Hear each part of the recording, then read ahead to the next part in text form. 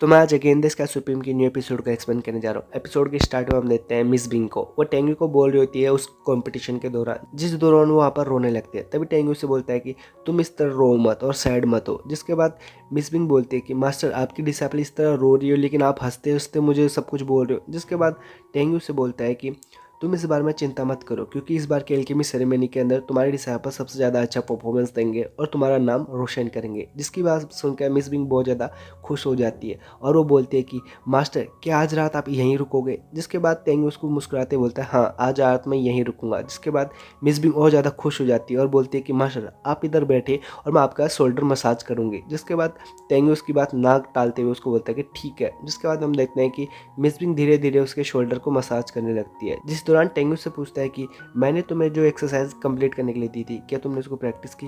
जिसके बाद miss Bing बोलती है कि मास्टर उसे तो मैंने बहुत पहले ही कंप्लीट कर लिया है। जिसके बाद वो बताने लगती है कि मैं 12th लेफ्ट कल्टीवेशन लेवल को रीच कर चुकी हूँ, यानी मैं उसमें प्रमोट हो चुकी हूँ। जिसके बाद वो बोलती है कि मास्टर क्या आपको लगता नहीं है कि आपकी डिसिपल बहुत ज़्यादा पावरफुल है। जिसके बाद हम देखते हैं टेंगू को, वो वहाँ पर मुस्कुराता और बोलता है कि मैं जानता हूँ कि तुम बहुत ही ज़्यादा ऑसम हो, और उसे बताने लगता है कि तुम अभी डिवाइन सोल के फर्स्ट लेवल पर आ चुकी हो, लेकिन तुम्हारी जो करंट स्ट्रेंथ है उससे तुम इजीली किसी भी सोल फैलिन के 4th लेवल के अपोनेंट्स को हरा दोगी। जिसके बाद हम देखते हैं मिस बिंग इस बात से बहुत ज़्यादा खुश हो जाती है कि मास्टर एक न एक दिन मैं लिंगजियान तियान को अपने हाथों से मार डालूंगी और आपका बदला लूंगी, ये आपकी डिसाइपल का प्रॉमिस है। जिसके बाद टेंगू बोलता है कि बहुत अच्छी बात है, मैं तुम पर बिलीव करता हूँ और तुम डेफिनेटली ये काम करोगी। जिसके बाद हम देखते हैं रॉक्सी को, वो वहाँ पर जोर से चिल्ला रही होती है, वो बोलती है कि मास्टर बहुत ही ज़्यादा बड़ा मैटर हो चुका है। जिसके बाद हम देखते हैं वो टेंगू को देखते हैं, पहले उसको ग्रीट करती है। जिसके बाद टेंगू उसको उठने के लिए बोलता है। तभी हम देखते हैं मिस बिंग उससे पूछते हैं कि आखिरकार हुआ क्या है, तुम इतनी हड़बड़ा क्यों रही हो। जिसके बाद हम देखते हैं रॉक्सी को, वो बोलती है कि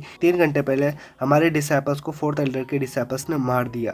जिसके बाद वो बताने लगती है कि साथ ही सीनियर सिस्टर मैंगे का तो बहुत ही ज़्यादा सीरियस इंजरी आ चुकी है। जिसके बाद वो बोलती है कि और साथ ही उन्होंने बर्दा सोंग को तो पूरी तरह से मार दिया है। जिसके बाद सुनकर हम देखते हैं टेंगू को बहुत ज़्यादा गुस्सा आ जाता है, लेकिन वो वहाँ पर कुछ नहीं कर पाता। तभी हम देखते हैं मिस बिंग को, वो पूछ रहे होते हैं कि आखिरकार वहाँ हुआ क्या था। जिसके बाद रॉक्सी सब बताने लगते हैं और बोलती है कि बर्दा सोंग मेडिसिन गार्डन गए थे क्योंकि उन्हें कुछ मेडिसिन कलेक्ट करनी थी। जिसके बाद वो वहाँ पर गए तो उन्हें 4th एल्डर के कुछ डिसाइपल्स मिले, जिस दौरान उन लोगों की बहस हो चुकी थी, लेकिन वो बहस इतनी ज़्यादा बढ़ चुकी थी, उन लोगों के आपस में फाइट हुई थी, जिस दौरान उन्होंने ब्रदर सोंग को अपने स्वॉर्ड से मार दिया था। जिसके बाद वो बोलती है कि इन्हीं रीजनों के कारण जितने भी और डिसाइपल्स थे उनकी भी आपस में फाइट हो गई थी, लेकिन हमारे जितने भी डिसाइपल्स थे, साथ ही सीनियर सिस्टर मेंगे और सीनियर सिस्टर जियान की तो बहुत ही ज़्यादा बुरी तरह से हालत कर रखी है, उनकी तो इंजरी बहुत ही ज़्यादा सीरियस हो चुकी है। जिसके बाद वो बताने लगते हैं कि चीफ टैंग और बाकी के जितने भी एल्डर्स हैं और डीकन हान और बाकी के जितने भी मास्टर हैं और सभी मेडिसिन गार्डन पर है। जिसके बाद हम देखते हैं मिस बिंग को, वो बोलती है कि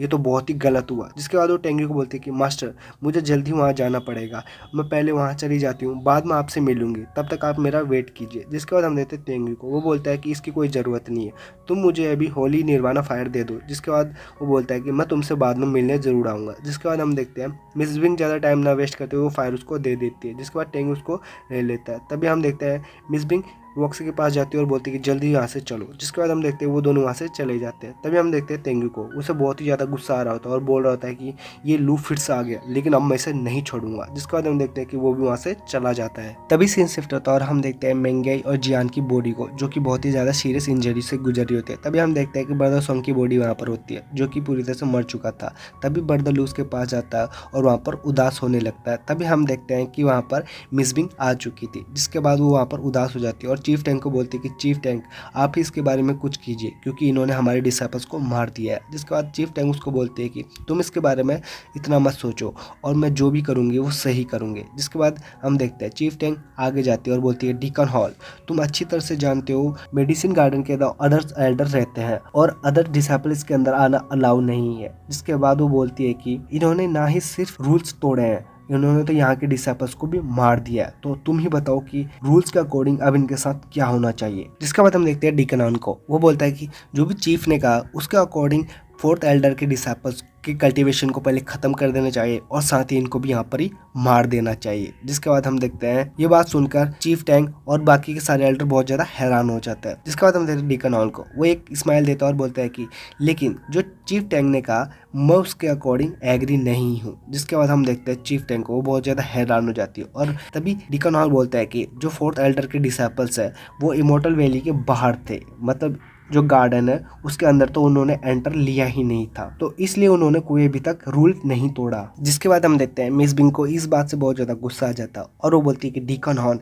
तुम अपने डिसाइपल्स को कैसे प्रोटेक्ट कर रहे हो, इन्होंने एक तो गलती की और ऊपर से तुम इसकी रक्षा कैसे कर रहे हो। जिसके बाद हम देखते हैं डीकन हॉल को, वो मिस बिंग पर गुस्सा करने लगता है और बोलता है कि तुम्हारी हिम्मत कैसे हुई कि तुम मुझ पर इंजाम लगाओ। जिसके बाद हम देखते हैं चीफ टैंग को, ये बात सुनकर और उसके ये व्यवहार देखकर उसे गुस्सा आ जाता है और बोलते हैं कि डीकन हॉल सब जानते हैं कि तुम यहाँ पर फोर्थ एल्डर के छोटे भाई हो, इसलिए तुम ये सब कुछ कर रहे हो और साथ ही तुम्हें लगता है कि तुम सबके सामने वो चीज़ कर सकते हो जो तुम करना चाहते हो, लेकिन भूलो मत। जिसके बाद हम देखते हैं डीकन हॉल को, वो बोलता है कि चीफ टैंग आप इस तरह से गुस्सा मत कीजिए। जिसके बाद बोलता है कि चीफ टैंग जो आपने कहा था मैं उसी बात को रिपीट करना चाहता हूँ। जिसके बाद बोलता है कि जो फोर्थ एल्डर के डिसाइपल्स है वो यहाँ पर कल्टिवेशन टेक्निक को सीखने आए थे ताकि वो अपनी टेक्निक को और बेटर कर सके, और साथ ही उन्होंने तो मेडिसिन गार्डन के अंदर एक भी स्टेप नहीं रखा, तो आप कैसे कह सकते हो कि उन्होंने ये रूल तोड़ा है। तो आप ही मुझे बताइए कि ये सही है या गलत। जिसके बाद हम देखते हैं कि चीफ टैंग और बाकी के सारे एल्डर इस बात से कोई भी जवाब नहीं दे पाते और यही सब चीज़ दिखाते हुए एपिसोड यहाँ पर ही ख़त्म हो जाता है। मैं आपको ये कहना चाहता हूँ कि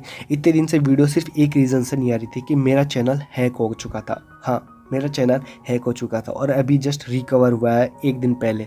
तो मुझे नहीं पता ये किसने किया और ये क्यों किया, लेकिन प्लीज़ आप ये सपोर्ट बनाए रखना। ना जाने क्यों लोग मेरा चैनल हैक कर रहे हैं।